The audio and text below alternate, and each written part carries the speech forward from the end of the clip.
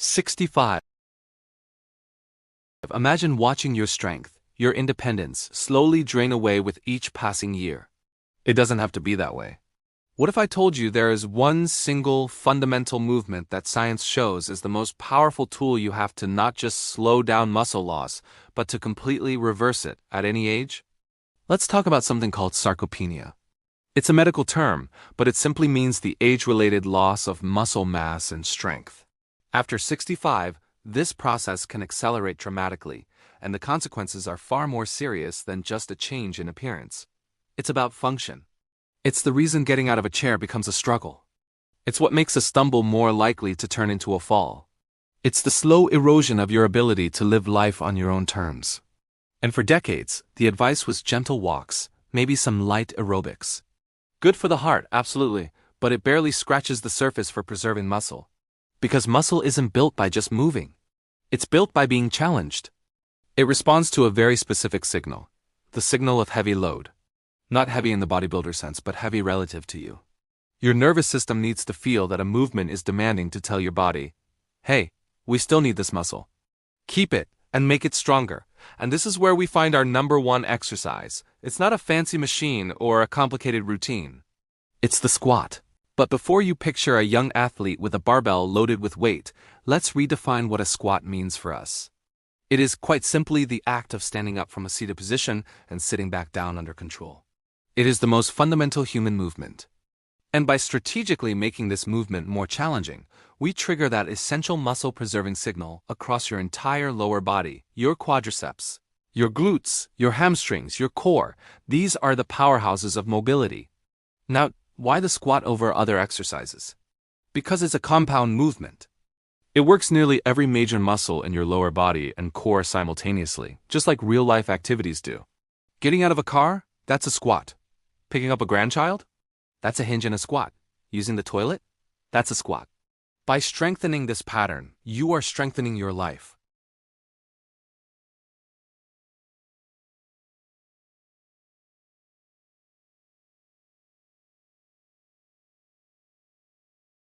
It increases muscle fiber size, it improves the connection between your nerves and your muscles, and it boosts the release of growth-promoting hormones. It tells your body to build. And the beautiful thing about the squat is its scalability. It meets you exactly where you are. So how do we start this? The goal is not depth or weight at the beginning. The goal is quality and consistency. Begin by practicing the movement from a sturdy chair. A kitchen or dining room chair is perfect.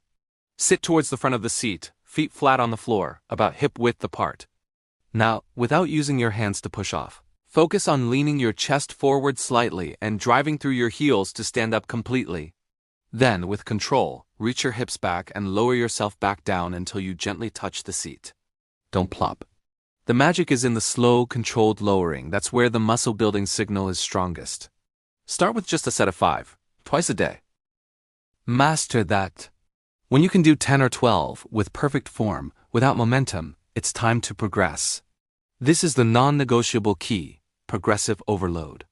You must gently increase the challenge. The first progression is to remove the chair.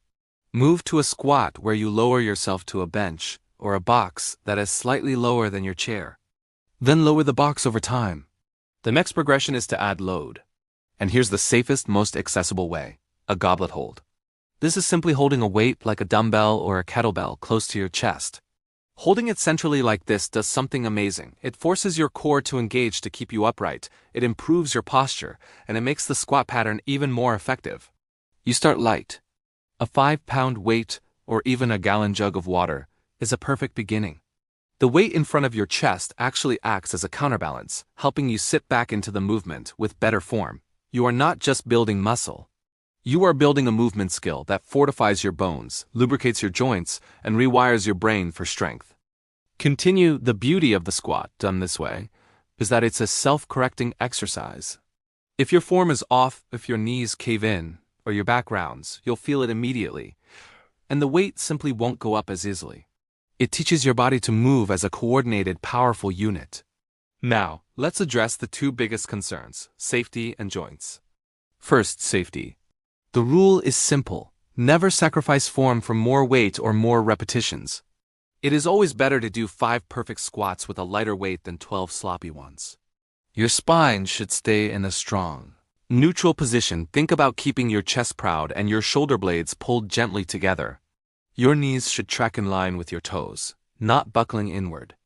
And your breath is your power. Breathe out as you stand up against the weight. Breathe in as you lower down with control. This bracing protects your spine. Now, what about knees and hips? This is the most common myth we need to shatter, that squatting is bad for your joints. The opposite is true. Your joints are not passive hinges. They are living tissues that require movement and load to stay healthy. The synovial fluid inside them, which acts like oil in an engine, is only stimulated through movement. A strong muscle is the best shock absorber and protector a joint can have. Weak quadriceps mean your knee joint takes more strain with every step. Strong quadriceps, built through squats, mean the muscle takes the strain, sparing the joint. It is a profound shift from wear and tear to strengthen and repair. But this journey isn't just physical, it's deeply neurological. As we age, we lose something called motor units, the connections between our nerves and our muscle fibers.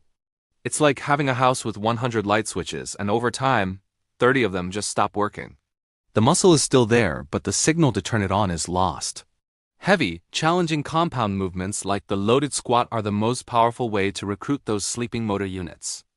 You are literally waking up muscles you haven't used in years, reconnecting your brain to your body's innate strength.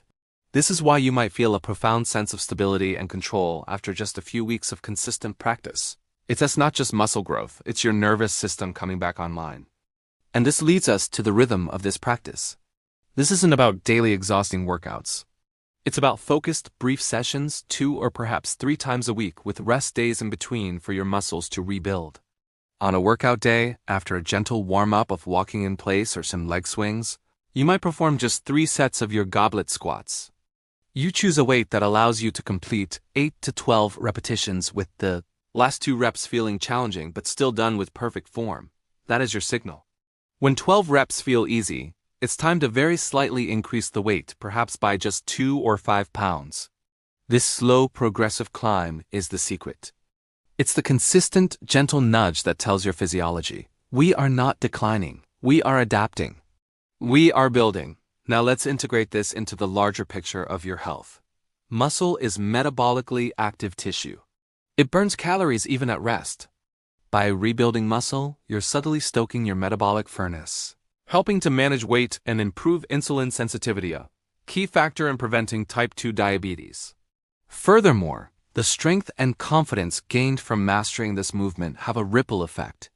You will find your balance improves because your legs and core are now active participants in keeping you upright.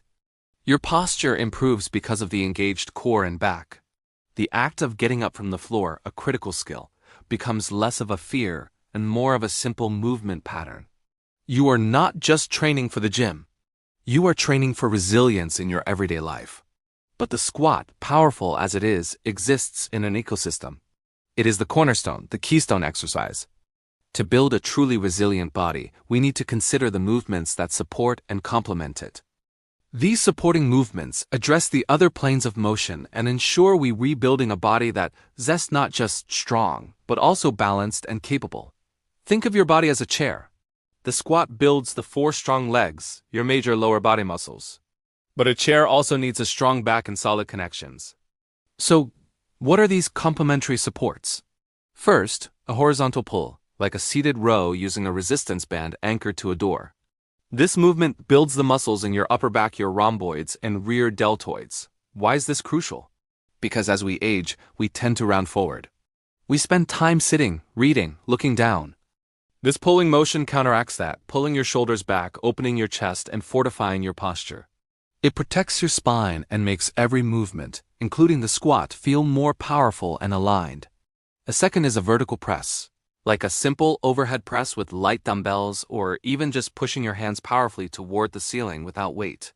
This movement engages your shoulders and the triceps on the back of your arms, critical for tasks like lifting a suitcase into an overhead bin or placing a dish on a high shelf. It maintains your range of motion and functional strength where you're often most vulnerable. And the third key support is a hinge pattern, which is distinctly different from a squat. The best and safest introduction to this is the hip bridge performed lying on your back. This movement specifically targets your glutes and hamstrings, the powerful muscles on the back of your body that are essential for hip extension, which is the action of standing up straight. Strong glutes are your body's natural lifters and protectors of your lower back. When you combine the squat with these supporting movements, you are constructing a full-body fortress of strength. You are addressing push, pull, hinge, and squat, the four fundamental pillars of human movement. This holistic approach ensures no major muscle group is left behind, preventing imbalances that can lead to pain or injury.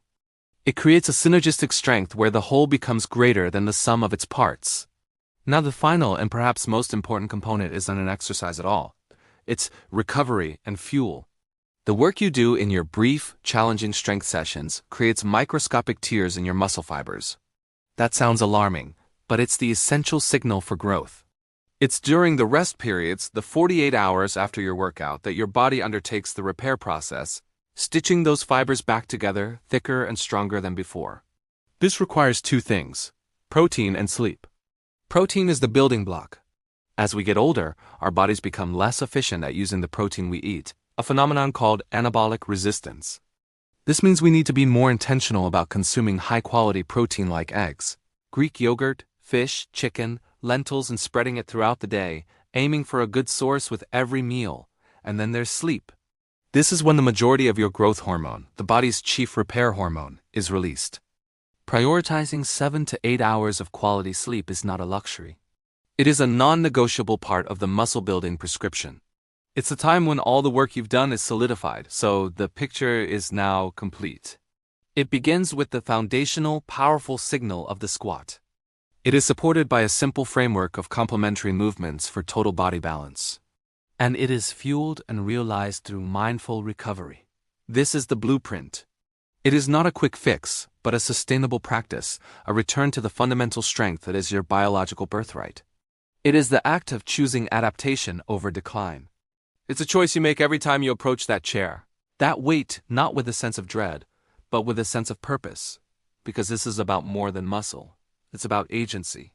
It's about looking at the years ahead, not as a period of managed decline, but as a new chapter of sustained capability. The science is clear, the path is simple, but not always easy. It requires consistency over intensity. It asks for patience and trust in the process. Start today, not with everything, but with one thing: sit in that chair. And without using your hands, stand up. Feel the muscles engage. Do that 5 times. That is your foundation. From there, the progression unfolds naturally: a lower seat, a weight held close to your heart, a stronger body being built one deliberate, powerful movement at a time. You are not just preserving what you have. You are actively reclaiming what you thought was lost. This is your strength. It's waiting for you to signal that it's still needed, so give it that signal. And watch how your body answers.